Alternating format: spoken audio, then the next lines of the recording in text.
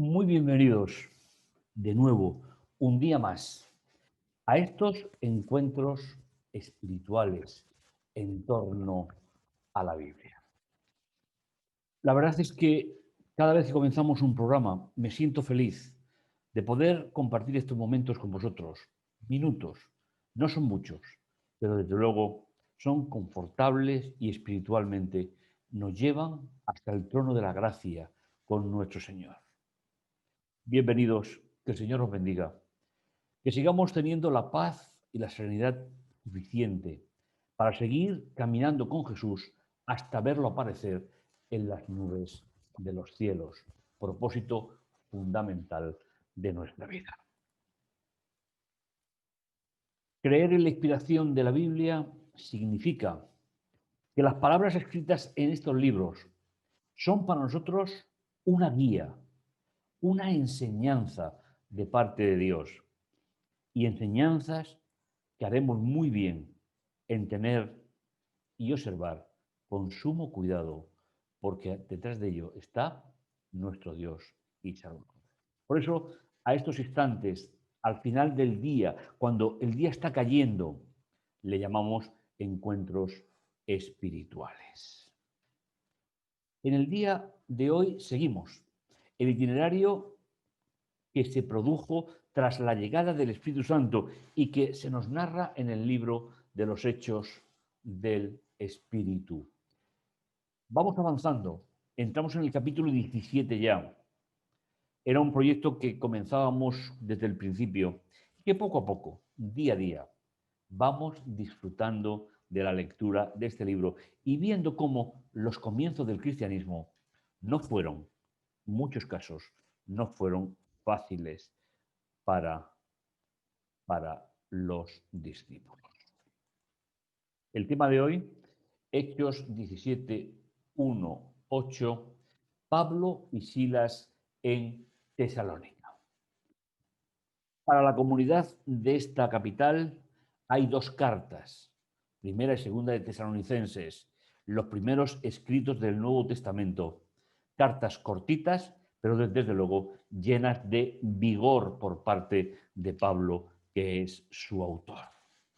Dice el texto, atravesando Anfiópolis y Apolonia, llegaron a Tesalónica, donde había una sinagoga de los judíos.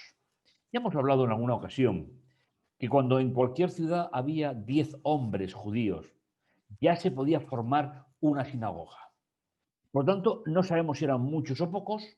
Lo cierto es que cuando Pablo y Silas llegan a esta ciudad tan importante del imperio, lo primero que buscaron fue la sinagoga de sus compatriotas, de los que habían nacido según el linaje de Abraham.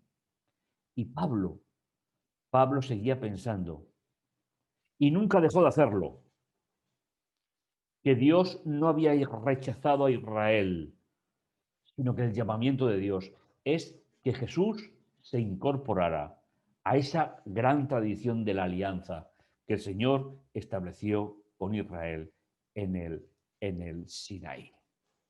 Y Pablo, según su costumbre, fue a buscarlos a ellos. Y por 3 sábados debatió con ellos apoyándose en las Escrituras. En aquella época, por lo menos no leemos en el libro de los Hechos de los Apóstoles, que Pablo dijera yo pienso, yo creo, sino que Pablo cogía la Escritura y la transmitía como la base para, para su desarrollo espiritual entre judíos y entre gentiles, que fue la gran novedad que el ministerio de Pablo aportó a los seguidores de Jesús de aquella época, explicando y demostrando que el Mesías debía de padecer y resucitar de entre los muertos. Y decía, este Jesús que yo os anuncio es el Mesías. Para entender este versículo 3, tenemos que recordar, aunque sea de forma breve, qué era el perfil o cuál era el pensamiento judío sobre el Mesías. Para los judíos, incluido Pablo antes de ser llamado por Jesús en el camino de Damasco, el Mesías tenía que tener un perfil político subversivo contra Roma y, por supuesto, no morir en un lugar de tormento, como era la cruz para ellos. La predicación de Pablo tenía por función despertar el interés de aquellos compatriotas en los cuales su visión del Mesías no podía ser aceptada simplemente porque había muerto en lo que para un judío era lo peor que podía sufrir en su vida, a manos del invasor y por la tortura de Pablo continúa, y algunos de ellos fueron persuadidos y se unieron a Pablo y a Silas, un gran número de griegos amantes de Dios y no pocas mujeres de una posición social importante. Vemos cómo el comienzo de la predicación de Pablo en la sinagoga va dando su fruto y se va desarrollando hacia afuera. Pero los judíos, llenos de envidia, tomaron consigo a unos vagabundos perversos y reunieron una gran multitud de personas. Alborotaron la ciudad, atacaron la casa de Jasón para sacarlo ante el pueblo. Pero al no hallarlos, arrastraron a Jasón y algunos hermanos ante las autoridades de la ciudad gritando, estos, habiendo trastornado el mundo entero, también se han presentado aquí. Y los que recibió Jasón y todos actuaron contra los decretos del César, diciendo haber otro rey, Jesús. De nuevo, la misma acusación que se hizo a Jesús de sedición por declararse rey de los judíos, se le vuelve a aplicar a sus seguidores simplemente porque estaban presentando otro reino diferente, otro rey diferente, pero no para usurpar el poder del imperio romano, ya que el propio libro de Daniel había dicho que el imperio romano continuaría, que el imperio romano caería, pero que el reino de Dios se instauraría al final del periodo profético y nunca antes. Como vemos, el comienzo del cristianismo está marcado, está salpicado de persecución, de problemas, de tiempos difíciles para muchos de ellos.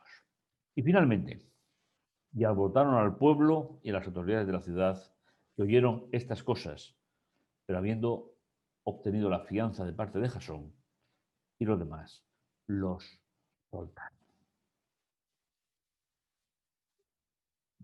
Todas estas historias han quedado en la Biblia para que puedan reflejar la situación que el creyente vive en un mundo donde Dios no preside todas las circunstancias.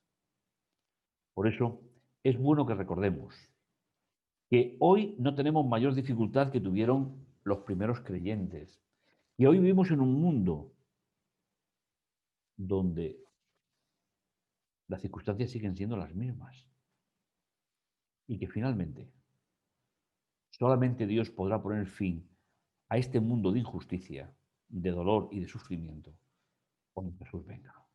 Si eres súbdito, como era Pablo y era Jasón, de ese reino de Dios, reinarás por siempre, reinarás para siempre en un reino donde la justicia y la paz es y será la forma de vivir entre todos los seres, en armonía con el resto del universo.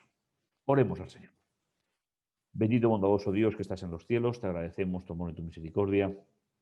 Gracias, Señor, por todo cuanto tú nos das, nos bendices, nos diriges. En tus manos, Señor, ponemos en este día, ponemos nuestra vida y nuestra esperanza. Gracias, Señor, por todo cuanto tú nos das y nos bendices. Y gracias, Padre Santo, por ese amor tan especial que tú tienes por cada uno de nosotros. Te lo agradecemos, Señor, en el dulce nombre de Jesús. Amén. Pues no lo olvides, nos vemos en el próximo programa.